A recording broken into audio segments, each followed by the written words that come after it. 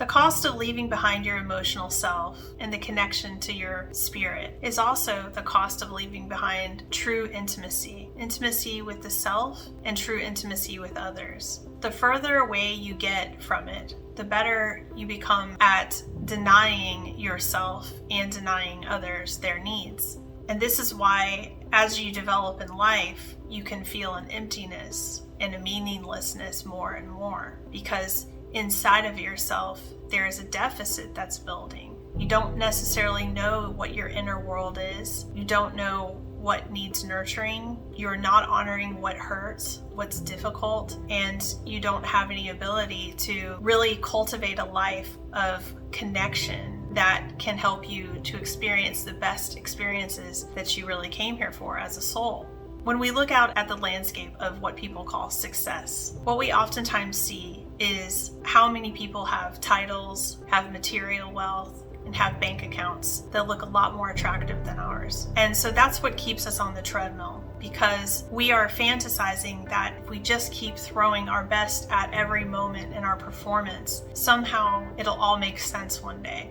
Somehow all of that suffering will be beyond us. The truth is that no matter how much success you achieve, that suffering grows. And I've helped some of the people that are the most wealthiest, powerful people in the world to support them as an emotional healer. And what I can tell you is this, that those people, they build kingdoms with that success that keep them on the treadmill and remove from them the opportunity that they can ever get off of it, because so many people become dependent upon them for their livelihood and their careers. And the more and more successful that they become, the less and less they are free to make their own choices. Now, we all have to work in life. Everybody has to work. And work is not necessarily a terrible thing. It's quite important for a human being to apply themselves, to really test themselves and challenge themselves and put themselves to the rigor sometimes to really see how well they can do. There's a lot of important, strong development that comes from challenging yourself.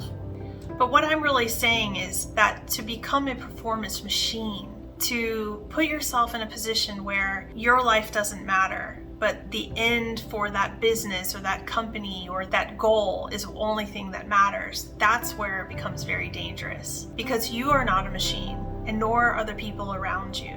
Just like a machine can break down too, and can wear out, and can get discarded when it wears out. And that's one of the fears that happens inside of people, because you feel very out of control of what your destiny is, and things become very meaningless and monotonous when you're just doing the same thing over and over again, and you don't really understand yourself.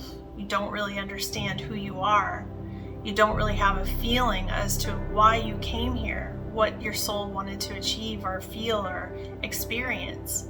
When you're living your life as a performance machine, the people around you suffer too. The connections that you could have, they suffer. Oftentimes, you're not even emotionally available for those around you, for your spouses, for your children, for your parents, for the people that you care about. How much time are you able to really make with them? And how much quality time are you able to give to them? The presence is lacking, because the presence is lacking for your own self.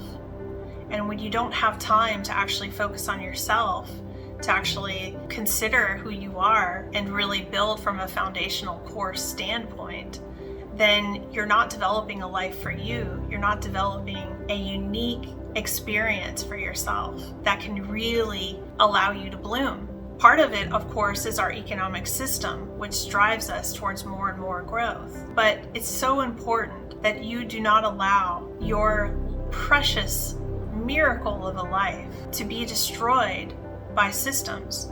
Those systems will crush us all, and they will outlast us all. But what your life is what you're uniquely experiencing, and what you have to give to those around you, and what they have to give to you.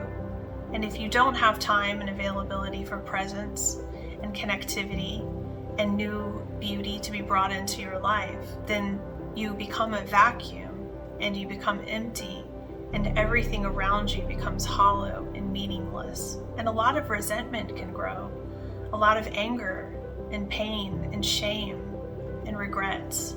So it's key not to allow performance to take away your entire life. It's not virtuous to die overworking yourself. No one respects that, and yet it happens every day all around us. So it's very important to process your life in a way that's emotionally connecting. And if you've lost the feeling of emotional connection, I want to encourage you to take on that journey, because it's a beautiful experience. And the minute that you start the experience, you'll improve your life every day, every time you focus in that direction.